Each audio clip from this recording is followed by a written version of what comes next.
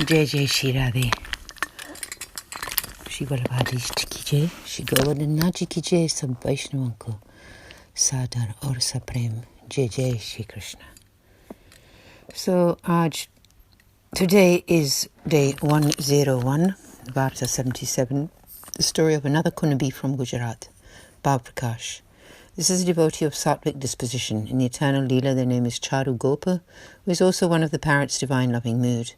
He is one of Sri Thakuraji's good cowherd friends. He is very innocent and lives with the cows that belong to Nanda's palace. Sri Thakuraji is always very happy with him. He was born into a Kunnabhi family in Gujarat. A group of Vaishnavas was once travelling from Gujarat to have the sight of Sri Gosaiji and Vraja. This Kunnabhi was amongst them. He had no money for his expenses, and so he used to collect cow dung along the way. When they reached a camp, he would distribute dried cow dung cakes to the Vaishnavas. This enabled the Vaishnavas to use it for cooking fuel. He did other types of service for them as well, and they would feed him with prasad, Mahaprasad. He would collect a little from each of them as they went around. The sight arrived in Gokul. They all had the sight of Sri Gosaiji. Sri Gosaiji then left for Srinatha and Kunnabhi accompanied him.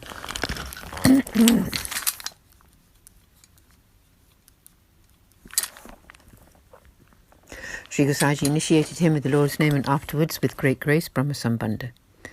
Later on, when he had the holy sight of Sri Govardhanaji, the Kunnabhi was very happy. Sri Gosaiji asked him what work he used to do back home.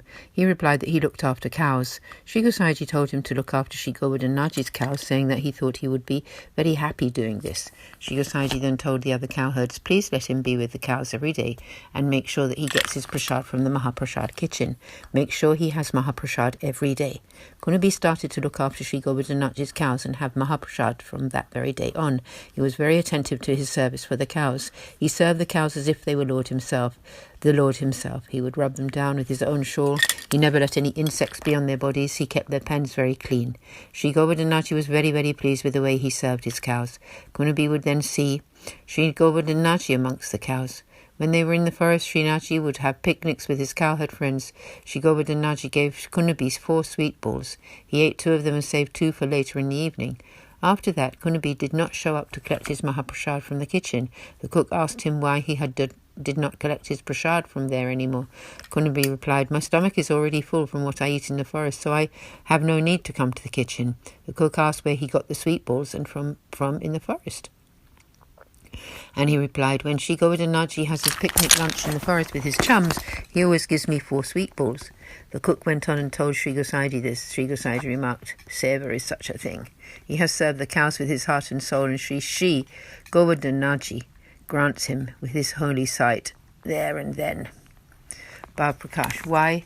Sri Govardhanaji depends on his devotees. Amongst all devotees, the gopis are supreme, and Sri Govardhanaji relies on them. He dances to their very tune. He sits as they seat him and gets up when they tell him he can. Cows are so many forms of the gopis. Sri Govardhanaji considers the seva of cows to be the same as service of the gopis. That is why the cows is such an elevated activity, and Vaishnava should always enthusiastically serve the cows. Sri Govardhanaji is very quickly pleased with the service of the cows. Part 2. There was once staged a performance of Ras Leela in Aring village. All the Vaishnavas went to see it. Kunnabhi went with them to watch. The Ras Dari Swami sang this pad. Shri Rag Malav. Sri Krishna, the protector of the cows, is happily dancing the great circle dance with the gopis. He is like a youthful dark tamal tree, and his beloved is the golden vine that entwines him. Their swaying hips make their waist bells jingle, and their necks are gracefully tilting. The notes of his flute blend to the scale, and the beat to the zenith of skillfulness.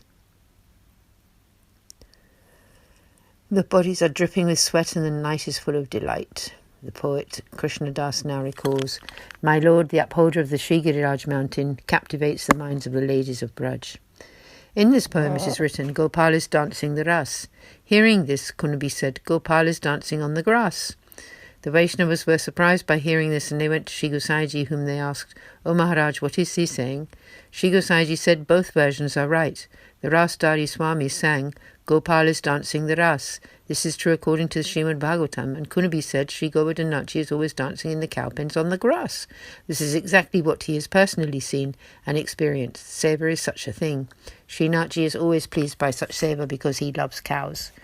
Thus concludes Varta 77, the story of Kunnabhi, who was the recipient of Sri Gosaji's great grace and an accomplished Vaishnava to whom Sri Govardhanaji grants such divine experiences. There is truly no end to his tale. Varta 78, the story of a Brahmin who lives on the banks of Sri Gangaji river. Bhav Prakash. This is a devotee of Rajasi disposition. In the eternal Leela, their name is Bichya.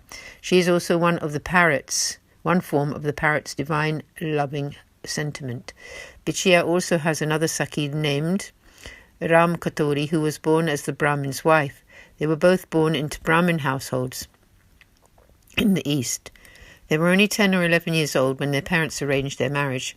When they grew up, they loved each other a lot. Once the Brahmin took his wife with him to Sri Jagannath Puri. There they had the sight of Sri Gosaiji. At that time, Sri Gosaiji was giving a discourse on Srimad Bhagavatam near Sri Jagannathji's temple. Lots of people were listening to the discourse, and these two sat down with them. As they listened, both of them had a change of heart. They thought, "He is surely a great master. We should take refuge in him." When the discourse was over, they approached him and asked him to accept them as his disciples. "Please uplift us from the wranglings of this world." Sri Gosaiji recognized that they were divine souls initiated with the Lord's name, and the next day with Brahma Sambandh.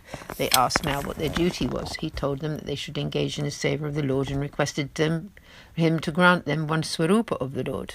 And they requested him to grant them one swarupa of the Lord. Sri Gosaiji gave them a swarupa of the child Krishna and said, "Serve him well. He will make you very happy." The couple stayed there for a few more days and served Sri Gosaiji.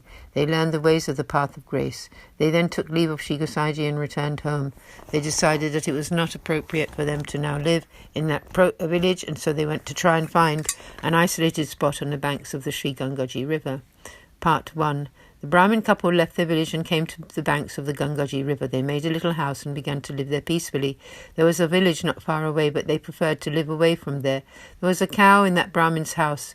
The Brahmin would keep enough supplies in his house for just one day. When they got up in the mornings, after performing their ablutions and cleaned their teeth, the husband and wife would both bathe in Sri Gangaji and begin their Thakurji Seva. The wife would do the cooking. The husband dressed and adorned the Lord and did all the other seva. After making the lunchtime offerings, he would go to bathe in Sri Gangaji and she would clean that kitchen and the vessels. By that time, her husband would come back from bathing, and then it was time to accept back the offerings as prasad. They would settle Sri Thakurji down for his afternoon rest and feed the cow. He would then go out to collect alms, and she would take the cow to graze. She would gather grass from the banks of Sri Gangaji and wash it thoroughly in Sri Gangaji before bundling it up and bringing it home. After washing it, she would put it in a basket for the cow to eat out of. Bhav Prakash. Her feeling was that there should not be a trace of dust on the grass, otherwise that would go into the cow's stomach and subsequently come out in the cow's milk. That milk was intended for Sri Thakurji, and so she was very attentive to her service to that cow. Part 1 continued. The Brahmin would go into 2 or 3 of the nearby villages and beg for uncooked items, such as much as they needed, and then return home. He would give the grain to his wife. She would clean the grains and then store them carefully. In the morning, she would prepare various offerings from them as required. When the morning and the lunchtime offerings had been completed and accepted back as prasad, she would serve out 3 plates and then carry on with her day as per her usual routine. This was their permanent program, and they thus lived there and survived nicely. We will take rest from the reading now, and tomorrow continue with part 2 of the story of the Brahmin couple. Aaj ke Anand ki jai, jai jai Shri Radhe, Shri Vallabhadish ki jai, sab Vaishnavan ko jai Shri Krishna. Jai jai Shri Radhe, jai jai Shri Radhe, jai jai Shri Radhe, Aaj ke Anand ki jai.